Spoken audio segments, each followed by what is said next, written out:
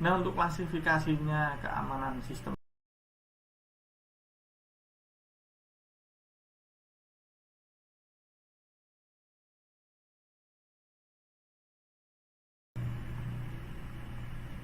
Nah, untuk klasifikasinya keamanan sistem itu sendiri apa?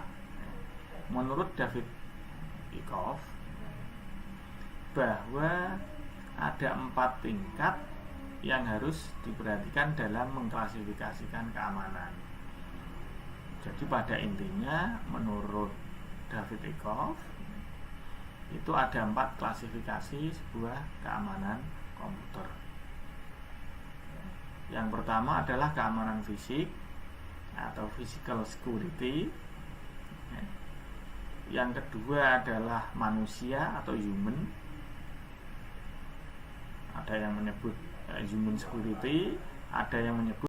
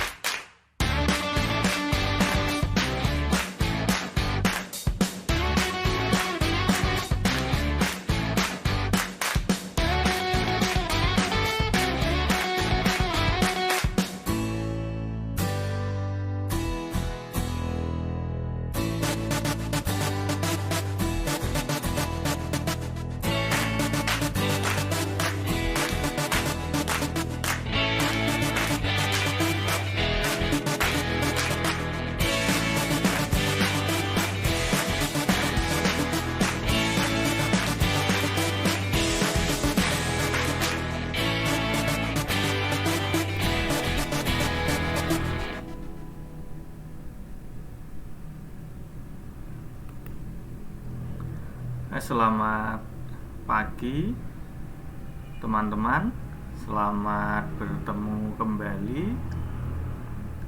hari ini. Semoga kita masih dalam kondisi sehat, tidak kurang suatu apapun, dan selalu dalam lindungan Allah, Tuhan semesta alam. Nah, untuk hari ini kita bertemu dalam mata kuliah keamanan sistem komputer.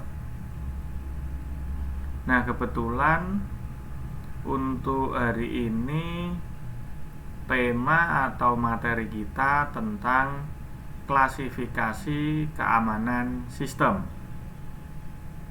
Nah, dalam kuliah virtual hari ini kita akan coba mengulas 4 klasifikasi keamanan sistem.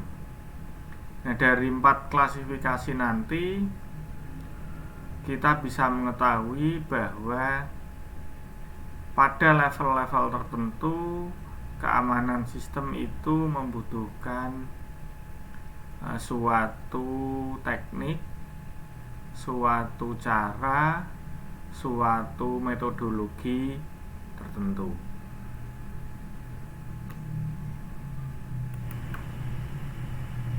Nah, untuk klasifikasinya keamanan sistem itu sendiri apa?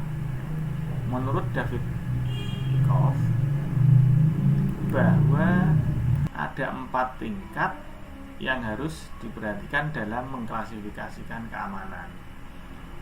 Jadi pada intinya menurut David Eckhoff itu ada 4 klasifikasi sebuah keamanan komputer.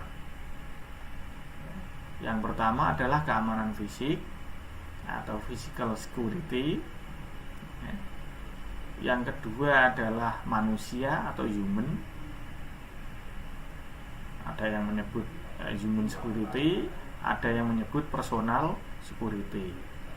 Terus yang ketiga adalah datanya itu sendiri, kemudian melibatkan media, melibatkan tekniknya seperti apa, terus melibatkan pula komunikasi antara data, media, dan teknik tadi seperti apa. Nah, yang terakhir klasifikasi dari keamanan menurut David Eckhoff dalam keamanan komputer adalah keamanan dalam operasi. Nah, kita lihat sekarang untuk yang keamanan secara fisik atau physical security. Nah, yang dimaksud physical security di sini adalah mengarah ke bentuk fisik dari komponen penyusun jaringan tersebut. Karena kita mengarahnya ke bentuk fisik, otomatis yang terlibat dalam physical security ini adalah komponen hardware. Nah, komponen hardware ini dalam kaitannya dengan keamanan sistem itu adalah bisa berupa akses poin. Nah, ini yang paling cenderung rentan terhadap snapping, terhadap shipping. Nah, terus kemudian pada kabel LAN-nya, kemudian pada casing CPU-nya, jadi komponen-komponen komputer itu sendiri, ada pada UPS-nya, ada pada komponen yang lain tentunya ya, misalkan printer, mouse, keyboard. Pak, mouse keyboard harganya kan kecil. Nah, mouse keyboard harganya kecil, kalau disalahgunakan kita akan repot.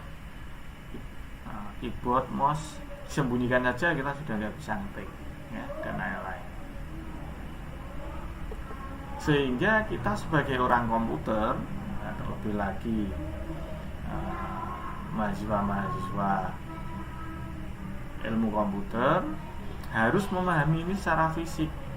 Komponen apa saja yang dibutuhkan, komponen apa saja yang berkaitan, sehingga kita bisa menekan untuk masalah physical security.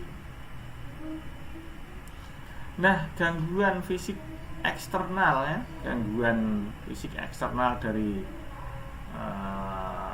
luar sistem itu bisa berupa tegangan listrik. Tegangan listrik itu kadangkala naik turun. Standarnya kan 220, tapi kadang turun sampai 140. nanti kadang naik sampai dengan 350. Nah, karena naik turun ini, tegangan tersebut bisa merusak komponen-komponen dari CPU. Nah, kalau di dalam case-nya misalkan nanti jangan-jangan komputer saya ada tikusnya, kabel-kabelnya dimakan, terus kemudian LAN, cara penempatan kabelnya, jangan-jangan nanti kabel yang saya taruh di atas atap dimakan tikus juga. Nah, ini harus diperhatikan. Terus kemudian ruangannya, misalkan temperaturnya terlalu tinggi sehingga ruangan jadi panas, nah itu misalkan, sehingga cepat rusak.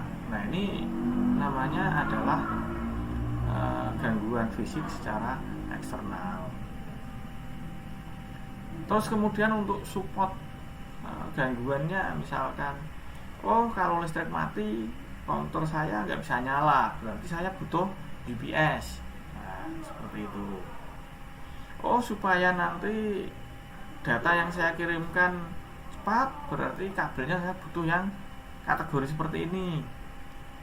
Supaya aman dari tikus, katakanlah, berarti saya harus menggunakan rak kabel dan sebagainya. Untuk mengantisipasi ruangan, karena komponen komputer itu tidak tahan terhadap panas, sehingga kondisi ruangan itu harus saya buat dingin, maka saya membutuhkan AC. Nah, ini antisipasi yang harus dilakukan dalam masalah physical security tadi, sehingga dengan kita memahami kebutuhan akan keamanan sistem secara fisik, maka hal-hal yang tidak kita inginkan, terjadinya kerusakan, kesalahan secara fisik, bisa kita antisipasi. Nah, sekarang kita masuk ke human atau manusia atau personal security. Nah, keamanan terhadap personel atau manusia yang menggunakan user atau human security, personal security ini, masalah personelnya atau usernya tadi harus kita lihat, ya. Orangnya itu harus kita lihat, dedikasinya seperti apa, loyalitasnya seperti apa, ini harus kita lihat dulu. Karena user di sini memegang peranan yang penting. Kalau kita melihat kasus Kevin Mitnick, ya, dia adalah seorang hacker legendaris, di mana Kevin Mitnick ini mampu menjebol atau masuk ke sistem keamanan perusahaan dengan dia berpura-pura menjadi pegawai servis komputer. Jadi ada toko komputer lah, katakanlah, dia menjadi pegawainya di situ. Kemudian ada perusahaan yang menyewa atau mempekerjakan toko komputer tadi, dan toko komputer tadi, si Kevin Mitnick tadi, dia berpura-pura menjadi pegawainya toko servis komputer tadi. Nah, dari sini dia bisa ngutak-ngutik, dari sini dia bisa masuk ke dalam sebuah sistem keamanan perusahaan. Nah, hal ini yang perlu diantisipasi adalah manajemen, sehingga nanti ya bagian level keamanannya harus betul-betul diperhatikan. Atau mungkin nanti komputer atau sistem jaringan kita rusak gara-gara orang asing yang tidak tahu menahu tentang komputer, atau orang asing yang sengaja merusak dari komponen kita masuk ke ruangan kita. Nah, ini harus kita hindari. Nah, untuk masalah ini biasanya manajemen menggunakan sistem ID card, ya, untuk masuk ke suatu ruangan, masuk ke sebuah perusahaan harus menunjukkan identitas. Nah, sekarang kesulitannya adalah seandainya penyusupan ini atau kondisi yang saya sampaikan ini dilakukan oleh orang dalam perusahaan itu sendiri. Nah, bagaimana ini mengantisipasinya? Maka dari awal tadi saya katakan bahwa ini adalah merupakan kerja berat dari HRD. Dia harus mampu menyeleksi dari awal rekrutmen sampai dengan penerimaan. Dari seleksi proses penerimaan pegawai itu harus mencari orang-orang komputer yang jujur, orang-orang komputer yang mempunyai integritas, sehingga dalam kinerjanya dia selalu menerapkan standar operasional prosedur. Dia mempunyai etikat baik terhadap sebuah perusahaan. Terus kemudian ke bagian 3 itu ada data, ada media, ada teknik dan komunikasi. Nah, pada keamanan ini biasanya kita akan membuat sebuah prioritas yang lebih tinggi dari keamanan yang ada tadi. Kenapa kok keamanan pada tahapan ini menjadi lebih tinggi? Karena memang inilah yang kita amankan. Jadi datanya itulah yang kita amankan. Sebuah sistem informasi itu yang terpenting adalah datanya, di mana data itu bisa dirubah, bisa dihapus, bisa ditambah dengan berbagai macam cara. Nah, makanya pada level keamanan data ini yang menjadi penting, sehingga mempunyai level yang lebih tinggi.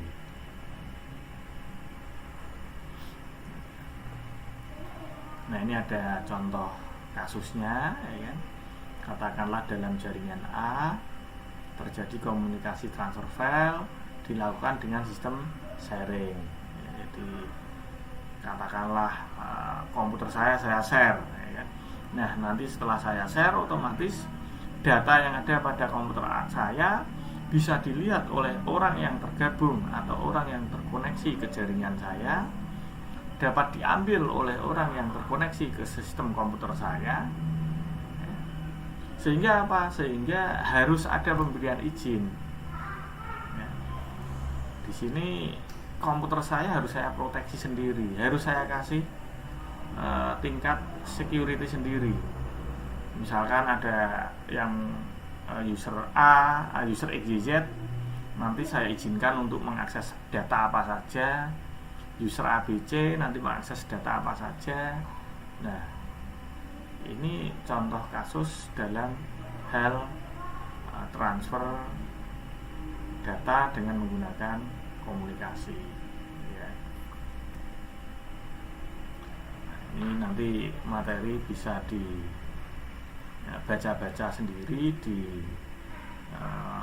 grup Communication Center Learning. Jadi nanti PowerPoint akan saya upload ke sana, silahkan nanti diambil, dibaca-baca sendiri. Ini saya skip saja. Nah, ini keamanan dalam operasi, ya. Seperti level yang terakhir tadi, yang keempat, ya. Termasuk perubahan kebijakan, terus prosedur yang digunakan. Terus salah satunya adalah post-track recovery. Jadi bagaimana cara menangani, atau bagaimana cara mengembalikan lagi, atau bagaimana cara merecovery sistem tadi setelah terjadi serangan, ya.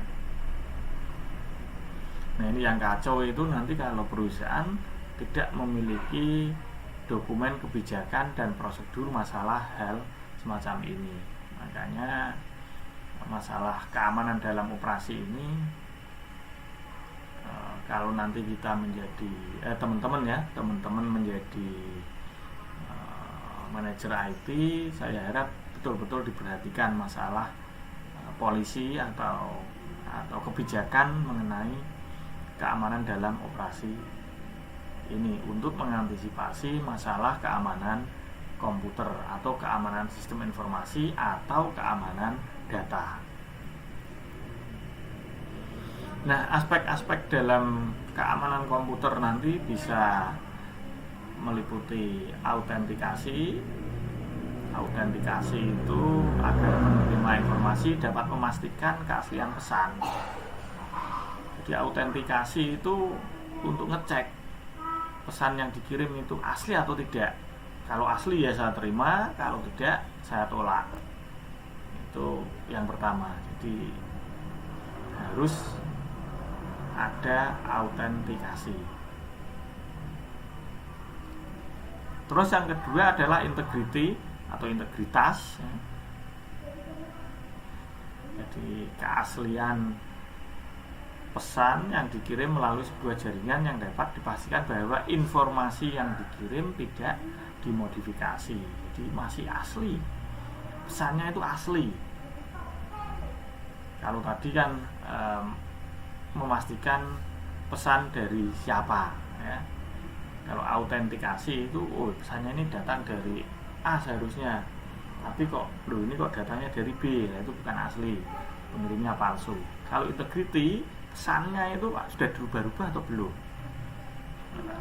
Jangan-jangan ini pesannya ditambah, jangan-jangan pesannya dihapus, dikurangi, nah itu ya. Yang ketiga adalah non-repudiation, yang berkaitan dengan si pengirim. Jadi kita tanyakan benar nggak kiriman ini dari dia. Nah, biasanya kalau komputer itu tidak harus tanya ya. Kalau sistem komputer itu tidak harus tanya, telepon saya tanya.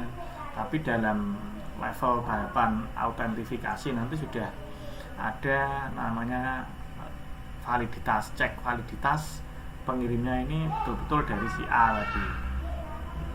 Tidak harus kita tanyakan lagi. Terus yang keempat adalah authority, ya. Jadi kita pastikan bahwa informasi yang berada pada sistem itu tidak bisa dimodifikasi oleh pihak lain. Kemudian konfidensial, kita jaga bersama-sama sistem kita, ya kan?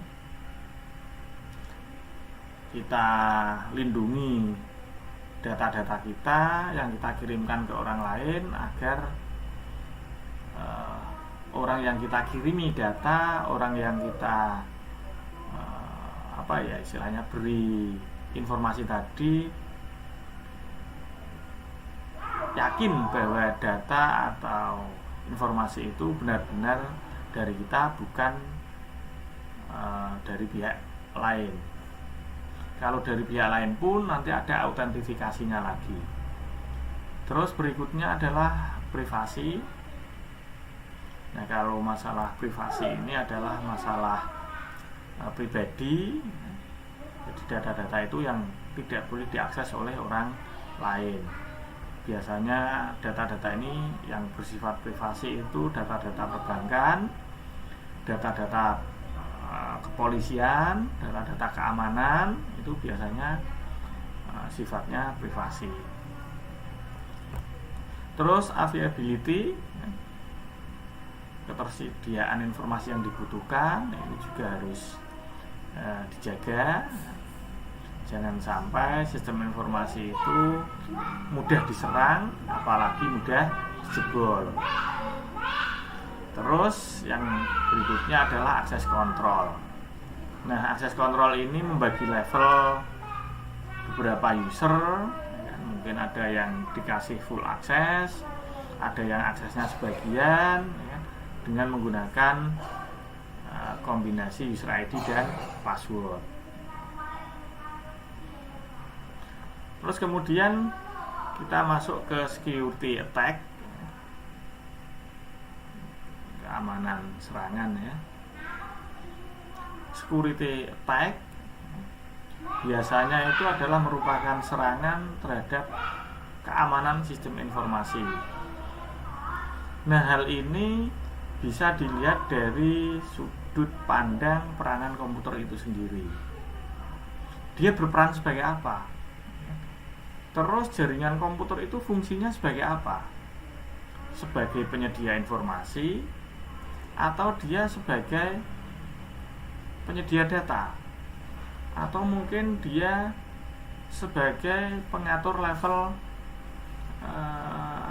routing atau pengatur dari manajemen sumber daya. Nah, ini harus diperhatikan, karena yang disebut security attack itu serangan-serangan terhadap hal-hal tersebut, bisa mengubah datanya, bisa mengubah fungsi jaringannya, bisa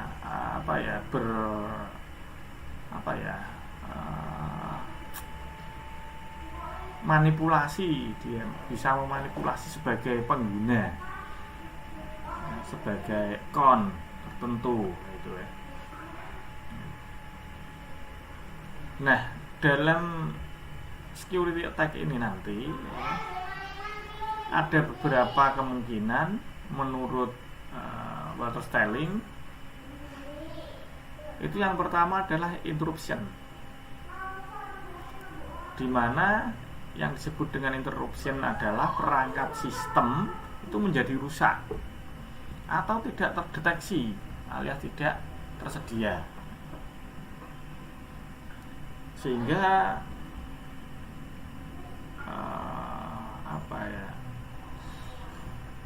serangan atau ketersediaannya itu ditujukan pada ketersediaan dari perangkat sistem itu sendiri. Jadi misalkan ya kan, Anda tiba-tiba saja flash disk itu tidak terdeteksi, nah itu namanya interruption. Jadi intinya alat-alat yang digunakan atau perangkat sistem itu dianggap tidak ada, itu interruption namanya. Terus kemudian berikutnya adalah interception. Interception itu pihak yang tidak berwenang berhasil mengakses aset atau informasi tersebut. Misalkan ya kan, nilai, intinya nilai ya kan, Anda setelah ini kan nanti mendapatkan nilai. Nah, nilai KHS Anda itu yang bisa melihat kan Anda. Tapi di sini ada pihak lain yang bisa melihat nilai Anda. Nah, ini namanya model atau kategori interception. Contoh lagi ya, penyadapan ya kan. Jadi interception itu dengan sistem penyadapan, disadap. Nah, itu. Terus modification, kalau modification itu ada yang mencoba-coba untuk merubah dari data-data yang ada. Contohnya ya, mengubah isi dari web, mengubah tampilannya web, ya kan? Intinya merubah lah, ya, merubah nilai dan sebagainya. Ini namanya modification. Terus ada fabrication.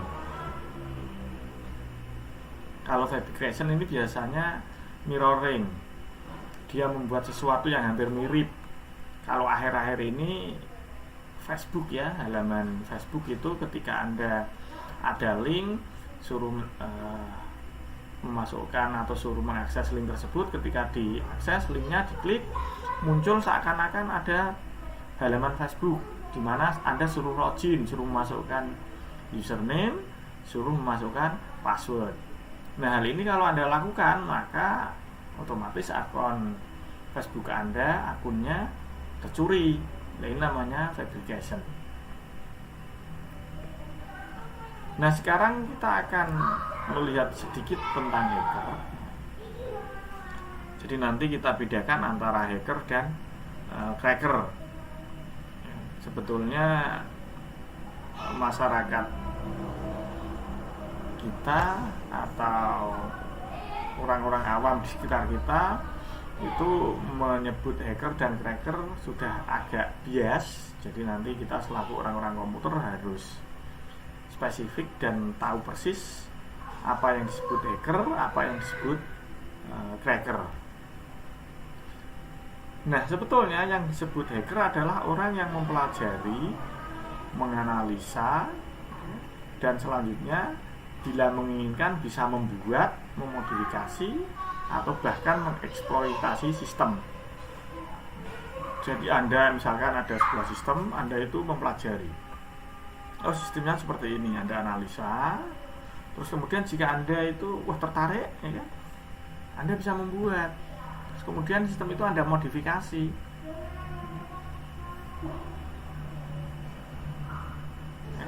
Nah, ini Anda disebut hacker. Jadi sifatnya di sini adalah meniru, ya. Karena dari hasil kajian, dari hasil analisis, ya, untuk dimodifikasi dan dieksploitasi, itu namanya hacker. Tetapi banyak kalangan yang menyebut bahwa hacker itu adalah penjahat komputer. Nah, hal ini yang harus kita luruskan, hal ini yang harus kita jelaskan, bahwa sebetulnya hacker itu bukan penjahat komputer. Dia tidaklah seburuk yang kita pikirkan, apalagi yang merusak itu ya, bukan itu ya. Sehingga hacker itu adalah seni. Kalau kita sebagai seorang komputer, kita mempelajari tentang ilmu komputer, kita bergelut di bidang komputer, ternyata hacker itu adalah seni. Dia itu seninya orang IT. Sehingga seandainya tidak ada hacker, tidak ada orang-orang seperti ini, maka teknologi informasi tidak akan seindah dan sebagus, apalagi secanggih yang sekarang ini. Nah, yang disayangkan itu ada beberapa media massa yang sering menyebut hacker itu sebagai cybercrime. Nah, ini yang tadi berkaitan dengan UU ITE tadi. Ya, jadi hacker itu itu cybercrime. Nah, itu hacker cybercrime. Nah, itu sebetulnya asumsi seperti itu agak melenceng, kurang tepat, ya. Nah, uniknya di sini hacker itu mempunyai komunitas, perkumpulan. Jadi hacker, contohnya saya punya contoh ya. Ada komunitas pengembang Ubuntu, Linux Ubuntu. Nah, ini dia disebut hacker, ini komunitas ini. Ya. Nah, yang merusak tadi apa, Pak? Nah, yang merusak tadi, yang merubah dan lain sebagainya, intinya yang bisa merugikan dan lain sebagainya, itu sebetulnya disebut dengan cracker. Nah, jadi antara hacker dengan cracker itu berbeda. Dapat digarisbawahi bahwa hacker itu adalah yang membuat sesuatu, sedangkan cracker itu adalah yang merusak buatan dari hacker tersebut. Ya. Mungkin itu yang bisa saya sampaikan hari ini. Kalau ada yang kurang jelas, kalau ada yang kurang paham, bisa ditanyakan melalui live chat, ya. Untuk materi nanti saya upload, akan saya unggah di grup Communication Center Learning. Kalau memang tidak ada pertanyaan untuk perkuliahan keamanan sistem informasi, saya akhiri sekian. Sekali lagi saya mohon maaf Terima kasih, selamat pagi.